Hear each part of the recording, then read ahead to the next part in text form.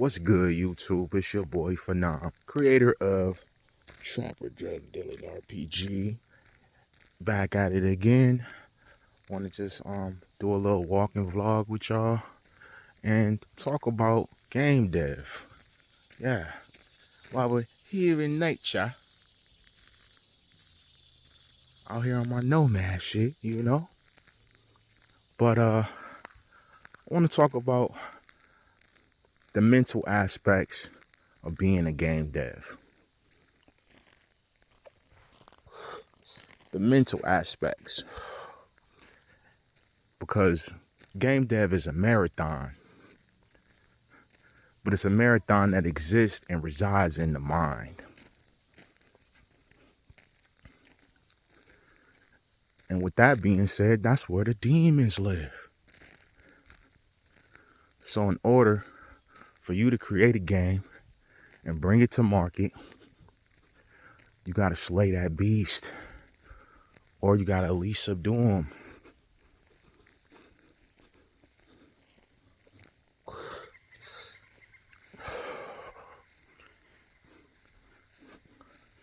It's very important that you subdue that beast.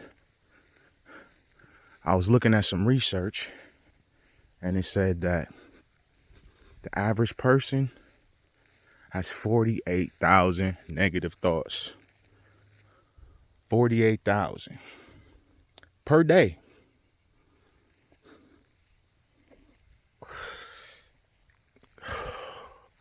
Constantly, and it's like the same thoughts. The same few negative thoughts playing on a loop in your brain. So I got a question. Where do these thoughts come from? Most people take ownership of these thoughts. I mean, it comes from you. It comes from inside of your brain. But is it you? Really? Because they pop up in your head fully formed with laser-like accuracy at your pinch points, at your pain points. And it's so easy for you to feel like it's you. But is it? Is it really you?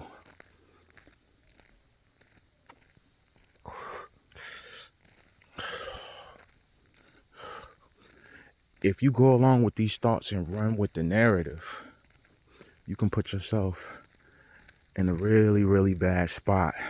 These thoughts will cut you deep and dig you deeper and deeper down in a hole. And if you're not careful, you may never be able to come out of it.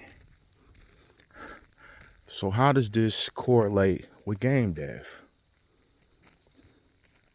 Well, the way it correlates with game dev is you start off with this boost of energy, running on pure adrenaline and motivation. And that can get you by for a couple months. You motivated, you got this cool idea, so you hashing it out. But then your motivation runs dry.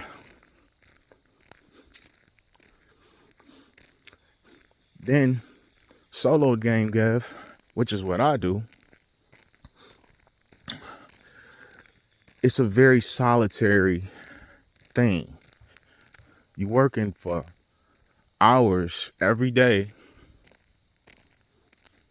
and you're not seeing anybody, you're not necessarily talking to anybody, you know, which is why I stayed working for so long while I was developing the game, just so I can get some social interaction.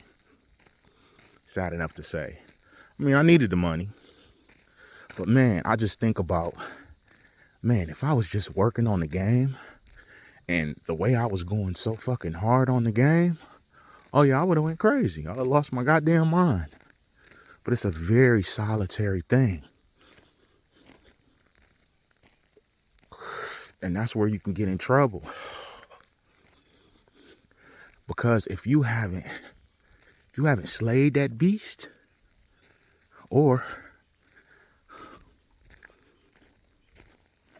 at least subdue them, you're gonna be in trouble, man. Cause then the doubt creeps in.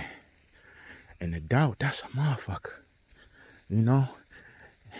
The doubt creeps in, but it may not even creep in. It may kick down your motherfucking door, bust through like the motherfucking Kool-Aid man, and really just wreck your mind. You know? You start to have all of these questions. You know? What am I doing? Am I wasting my time? I'm spending all of this time before work or after work. And God forbid if you quit your job. You quit your job and you early in the process. Oh yeah, that doubt monster gonna creep in on you. And you're gonna have to be really, really strong. You know?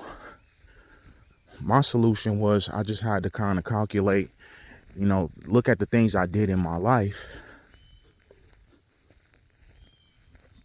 and all of the wins I had and rely on those. But you gotta find another source of fuel beyond just that initial burst of creative energy and motivation, because it's gonna run out. And you're gonna have to find another source of fuel. You're gonna have to find a really strong why. You know, my why was built in the game itself. I wanted to create this game because I wanted to play it myself. You know, it's a game I've been wanting to play it, but I also wanted a better life for me and my son. So I kept going.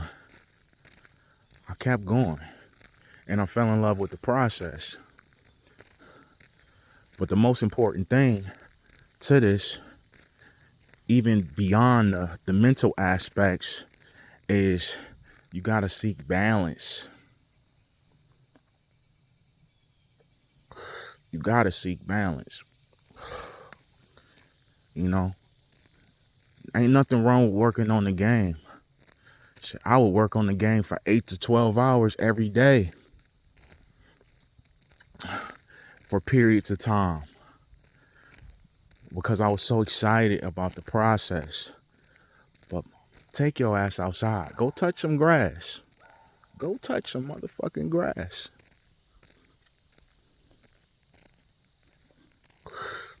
You'll thank me later. Go outside. Go for a walk. You know, work in environments where's people there. Go to the coffee shop and get some work done. Go to the park with a laptop and get some work done. You know, put yourself in different environments so you can think of different ideas. It's crazy how many different ideas hit you just because you're in a different environment. You know, stepping away from the shit, taking a little break, stepping away, and you'll be enjoying yourself, having fun, and you'll be like, you know what? This would be a good mechanic for the game. Just from having a conversation with somebody, or just being out and about, or just living your life. It's important to live your life, man. You know? But you gotta slay that beast, though. And that comes from internal work.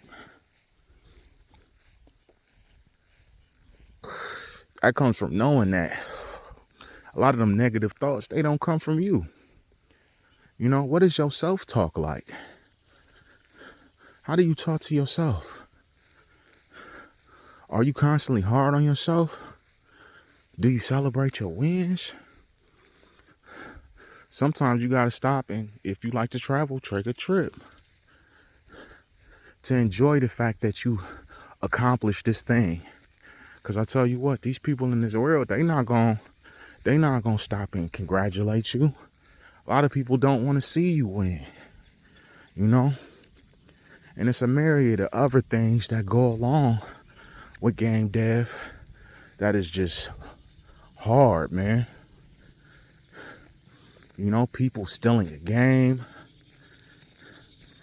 You know, something that you work so hard for. Stealing a game, and then I had people coming into my Discord trying to tell other people how to steal a game. Or, hey, if you put that you live in this territory, you can get the game for yada, yada, yada. It's way cheaper. You know, things like that would just enrage you. Because it's like, okay, I could understand if you gonna hit EA or, you know, one of these big greedy ass companies. I get that. I get that because they fucking greedy as hell. But I wouldn't even want to steal the shit because shit, Madden ain't been good. Terrible. 2K ain't been good. All these damn companies are terrible. And you wanna come at a small game dev that really want to change shit, want to create games that aren't full with monetization and all of the bullshit that y'all hate. Then you get to looking over at how all these companies are making all of this money doing these nefarious things, and you can't even, you know, get a fraction of that, you know, at that point in time. You know, especially when you working on the game and you just getting started. You know, you start to look at those things and wonder, is this shit really worth your time? You know? But that's why you do it, because you want to do it. You keep going because you set this goal. You know? You start in a place where it's a creative passion, not a monetary thing. I mean, we all see the success stories. Shit, I would love for Trapper to blow the fuck up and make me $50 million. And I'm pretty sure a lot of people have had that fantasy, but it's people that lived it. And if they lived it, you can live it too. But what is your self-talk like? You know? Can you even really see yourself in that position? Or is it just a fantasy? That's the difference maker. You know, and you got to talk to yourself like that when it don't look good. When you got 0 sales, or when you put the game out and it don't do well. What do you do then? Are you going to give up? Or are you going to keep going? I'm going to keep going. I'm going to keep going, baby. That's the name of the game. I'm like Asta, I never give up. Never give up. It's your boy Phenom, dropping this first vid. I'm going to be trying to come at y'all every day with something. Just things that's on my mind. And a little bit of game about this game dev shit, man. Because this shit is a game within a game. It's a mind game. If you can keep going, I'll keep going. Holla.